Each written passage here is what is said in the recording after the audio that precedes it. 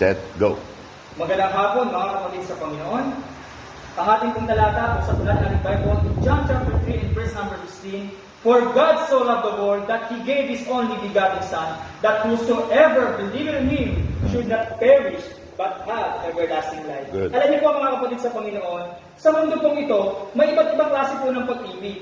Pag-ibig natin po sa ating magulang, pag-ibig ng isang magkasintahan na nagmamahalan, at pag-ibig po ng isang kaibigan. Pero alam niyo ba mga kapatid sa Panginoon, ang pag-ibig po ng Diyos ay iba.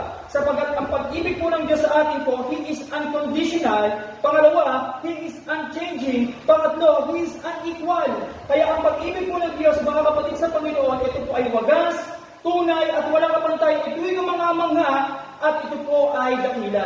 Kaya sa hapon po ito, tatlong bagay na nais ko pong ibahagi sa inyo mula po sa talatang ito. Una, sabi po ng bata ng ating pong talata, for God so loved the world. Ang Diyos po, siya po He is a generous God, the giver ang Diyos.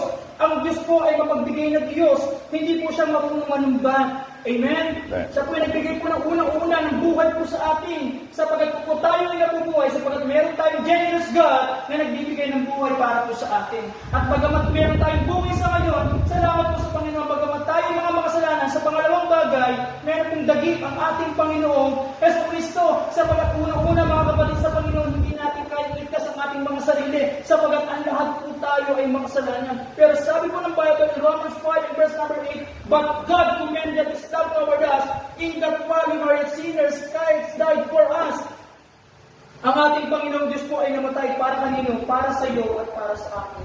And in 1 Timothy chapter 1 verse number 15, tapat ang pasabi at nararapat agapin ng lahat na si Kristo Jesus po ay naparito sa sanlibutan upang iligtas tayo ng mga makasalanan. Kaya mga kapatid sa Panginoon, ang kamatayan ng ating Panginoong sa Kristo, He is voluntary. He cannot be duplicated. Amen? Hindi natin ito kaya i-duplicate. Kaya nga po, yung pangatlong bagay na ang sinasabi mo ng Bible, for God so loved the world that He gave His only begotten Son, that whosoever believeth in Him should not perish. The guarantee na ang sino mang sumampalataya sa Panginoong Jesus ay may buhay na walang hanggan. In John 3 and verse number 36, ang sumasampalataya sa anak ay may buhay na walang hanggan. At ang hindi sumasampalataya sa anak ay hindi makakita ng buhay, kundi ang puot ng Diyos ay mananatili sa kanya. Kaya kapatid, dahil sa pagmamahal po sa atin po ng Diyos, gusto kanyang maligtas sa impyerno. Ngunit nasa iyo ang desisyon, manampalataya ka sa Panginoon. Yes.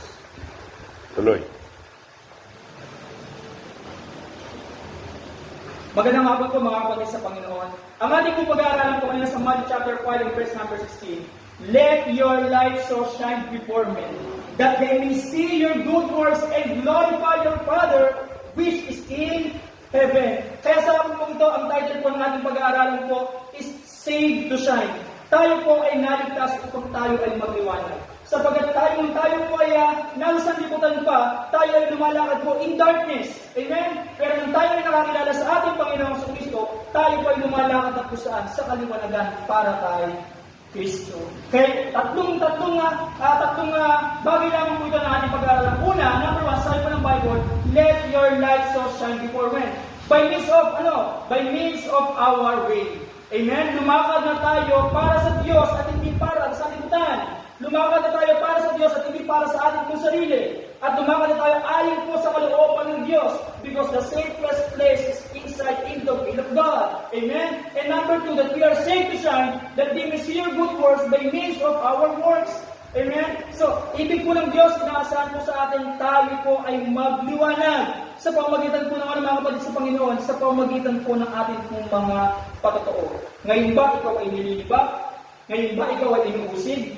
Ang sabi po ng Bible, vengeance is mine, saith the Lord, I will repay. In Romans 12 and verse number 21, the Bible says, be not overcome of evil, but overcome evil with good, by means of our good works. And number 3, and glorify your Father which is in heaven, by means of our worship. Tayo po ay naligtas upang tayo magliwanag sa crooked and perverse generation na ito. Ipakita natin sa kanila na anumang palang mangyari, tayo ay sumasamba sa Panginoon. By means of our worship, may blessing mo na wala, sasamba ka sa Panginoon. Amen? Hindi nakadepende sa ating pong emosyon kapag tayo sasamba sa Panginoon. Hindi. Sunday is always the Lord's Day. Sunday is non-negotiable. And the Bible says, Psalms 122 and verse number 1, I was glad when they say unto me, kapatid ng Panginoon, let us go into the house of the Lord.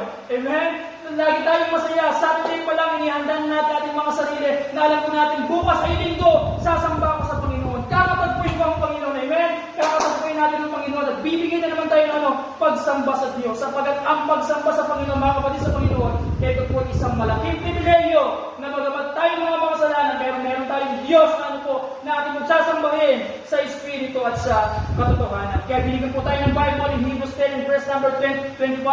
Huwag nating pabayaan ang pagkakating tipon sa halip mga karalan tayo saan sa isa't isa sapagat inyong namamalas na nalalapit na ang araw. Napakaganda kung sa muling magpapalig ng ating Panginoong Kristo. Amen? Sunday nasa church kaya.